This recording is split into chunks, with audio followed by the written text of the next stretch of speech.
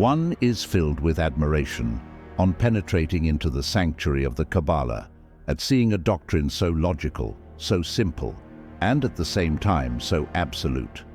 The necessary union of ideas and signs, the consecration of the most fundamental realities by the primitive characters, the trinity of words, letters, and numbers, is a philosophy as simple as the alphabet, profound and infinite as the word.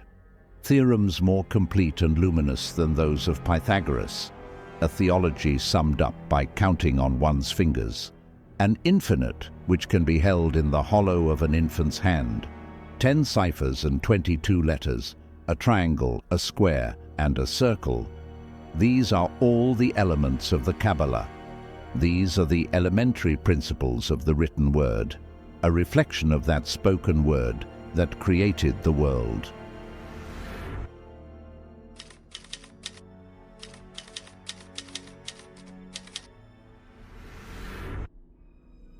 Hebrew theology was divided into 3 distinct parts.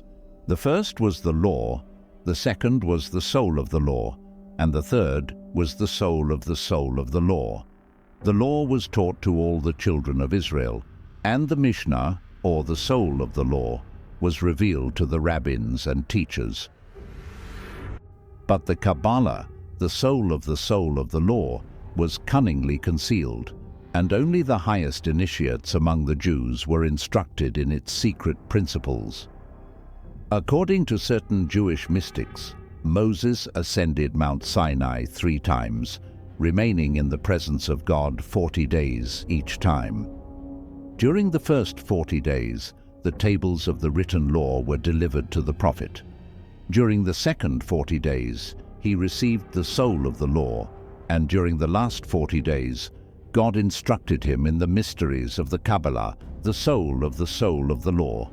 Moses concealed in the first 4 books of the Pentateuch the secret instructions that God had given him, and for centuries, students of Qabbalism have sought therein the secret doctrine of Israel.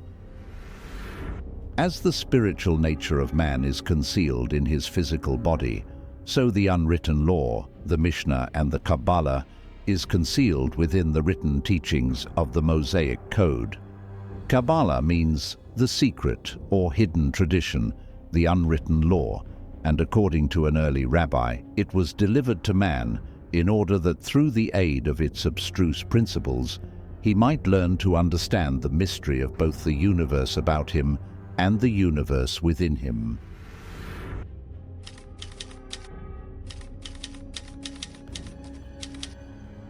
The origin of Qabbalism is a legitimate subject of controversy. Early initiates of the Qabbalistic mysteries believed that its principles were first taught by God to a school of his angels before the fall of man. The angels later communicated the secrets to Adam, so that through the knowledge gained from an understanding of its principles, fallen humanity might regain its lost state. The angel Raziel was dispatched from heaven to instruct Adam in the mysteries of the Kabbalah. Different angels were employed to initiate the succeeding patriarchs in this difficult science. Tophiel was the teacher of Shem, Raphael of Isaac, Metatron of Moses, and Michael of David. Christian D. Ginsburg has written, "From Adam, it passed over to Noah and then to Abraham, the friend of God, who emigrated with it to Egypt, where the patriarch allowed a portion of this mysterious doctrine to ooze out. It was in this way that the Egyptians obtained some knowledge of it, and the other Eastern nations could introduce it into their philosophical systems. Moses, who was learned in all the wisdom of Egypt, was first initiated into it in the land of his birth, but became most proficient in it during his wanderings in the wilderness, when he not only devoted to it the leisure hours of the whole 40 years, but received lessons in it from one of the angels. Moses also initiated the 70 elders into the secrets of this doctrine, and they again transmitted them from hand to hand. Of all who formed the unbroken line of tradition, David and Solomon were most initiated into the Kabbalah.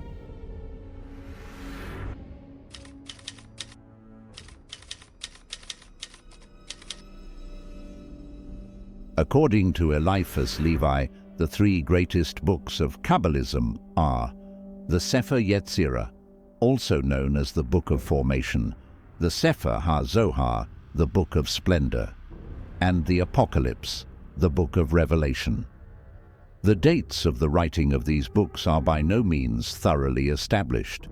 Kabbalists declare that the Sefer Yetzirah was written by Abraham. Although it is by far the oldest of the Kabbalistic books, it was probably from the pen of the Rabbi Agrippa. The Sefer HaZohar presumably was written by Simeon ben Jochai, a disciple of Agrippa. Rabbi Simeon was sentenced to death by Lucius Verus, co-regent of Emperor Mark Aurelius Antoninus. He escaped with his son and, hiding in a cave, transcribed the manuscript of the Zohar with the assistance of Elias, who appeared to them at intervals. Simeon spent 12 years in the cave, during which time he evolved the complicated symbolism of the greater face and the lesser face. While discoursing with disciples, Rabbi Simeon expired, and the lamp of Israel was extinguished. His death and burial were accompanied by many supernatural phenomena. The legend goes on to relate that the secret doctrines of Qabbalism had been in existence since the beginning of the world, but that Rabbi Simeon was the first man permitted to reduce them to writing. 1200 years later, the books which he had compiled were discovered and published for the benefit of humanity by Moses de Leon. The probability is that Moses de Leon himself compiled the Zohar, drawing his material from the unwritten secrets of earlier Jewish mystics. The Apocalypse, accredited to St. John the Divine, is also of uncertain date, and the identity of its author has never been satisfactorily proved.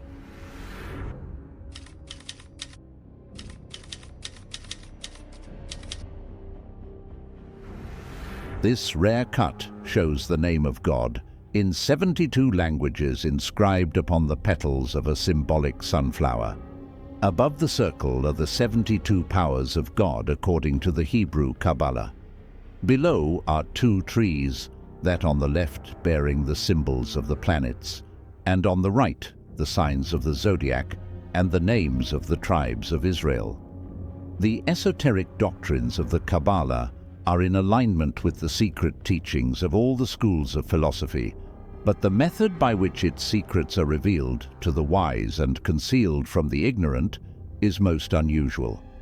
As the religious world interprets its scriptures with 20th century educational facilities, it becomes ever more apparent that the sacred books were not historical documents, but that the kings, sages, prophets, and saviors, whom Bible students have revered for ages as once existing personalities, are in reality only personified attributes of man himself.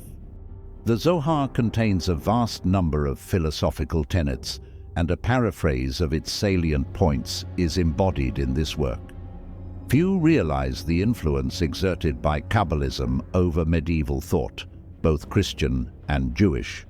It taught that there existed within the sacred writings a hidden doctrine which was the key to those writings. This is symbolized by the crossed keys upon the papal crest. Scores of learned minds began to search for those arcane truths by which the race should be redeemed, and that their labor was not without its reward, as their subsequent writings have demonstrated. The theories of Kabbalism are inextricably interwoven with the tenets of alchemy, Hermeticism, Rosicrucianism, and Freemasonry.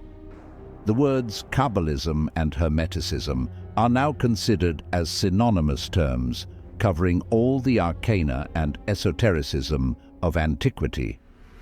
The simple Kabbalism of the first centuries of the Christian era gradually evolved into an elaborate theological system, which became so involved that it was next to impossible to comprehend its dogma.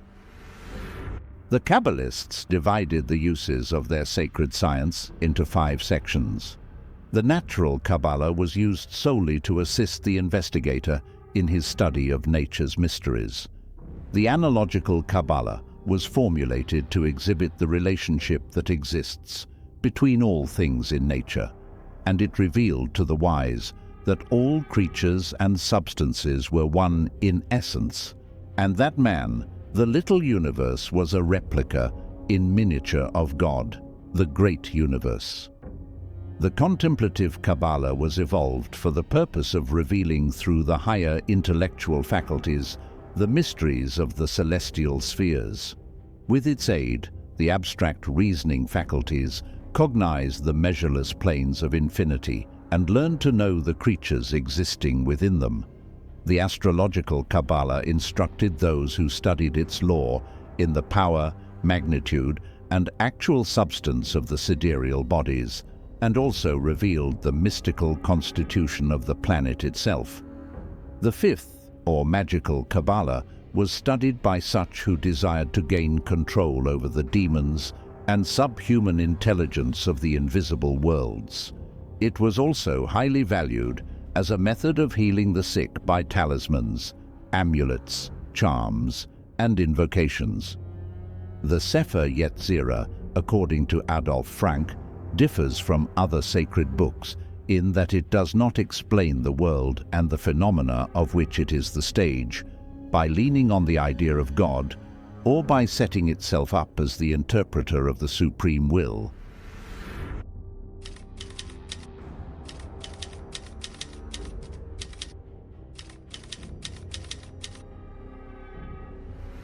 As the narrative of Qabbalism unfurls from the mists of antiquity, it reveals itself not merely as a repository of ancient wisdom, but as a dynamic force that continues to evolve and adapt to the changing contours of spiritual inquiry and human consciousness.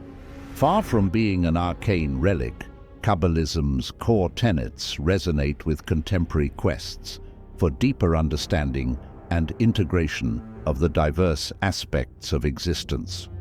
In the modern era, where the dichotomy between science and spirituality increasingly blurs, Qabbalism offers a unique framework for exploring the interplay between these realms. Its mystical interpretation of the universe, grounded in symbols, numbers, and letters, parallels modern scientific discoveries in quantum physics and cosmology, suggesting a profound interconnectedness of all things.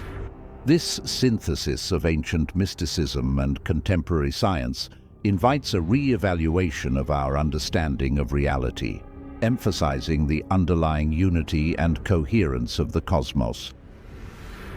Qabbalism's emphasis on personal transformation and enlightenment also finds echoes in modern psychological theories, particularly those exploring the depths of the unconscious mind. The Qabbalistic tree of life, with its sephirotic emanations, can be viewed as a map of the human psyche, offering insights into the journey of self-discovery and the integration of disparate aspects of the self. Carl Jung writes, "In a tract of the Lurianic Kabbalah, the remarkable idea is developed that man is destined to become God's helper in the attempt to restore the vessels that were broken when God thought to create a world." Only a few weeks ago, I came across this impressive doctrine that gives meaning to man's status, exalted by the incarnation. This psychological dimension of Qabbalism bridges the spiritual and the therapeutic, providing tools for navigating the complexities of the human condition. The Kabbalah, more than a mere system of esoteric thought or a relic of bygone ages, remains a living bridge to the transcendent, offering keys to unlock the mysteries of creation and the human soul's place within it. Its principles, though shrouded in secrecy and symbolism, resonate with the universal search for meaning and the interconnectivity of all existence. Through the study of its sacred texts, the Sefer Yetzirah, the Zohar, and the Apocalypse scholars and seekers alike delve into the depths of metaphysical speculation, exploring realms beyond the grasp of ordinary consciousness. These texts, attributed to venerable sages and prophets, serve not only as conduits to divine wisdom, but also as mirrors reflecting the multifaceted aspects of human understanding. The influence of Kabbalism extends beyond the confines of Jewish mysticism, permeating the fabric of Western esoteric traditions. Its concepts and symbols have been woven into the tapestries of Hermeticism, alchemy, Rosicrucianism, and Freemasonry, revealing the shared heritage of humanity's spiritual endeavors. In this confluence of streams of thought, Kabbalism emerges as a fundamental force, enriching the philosophical and mystical landscapes with its insights and revelations.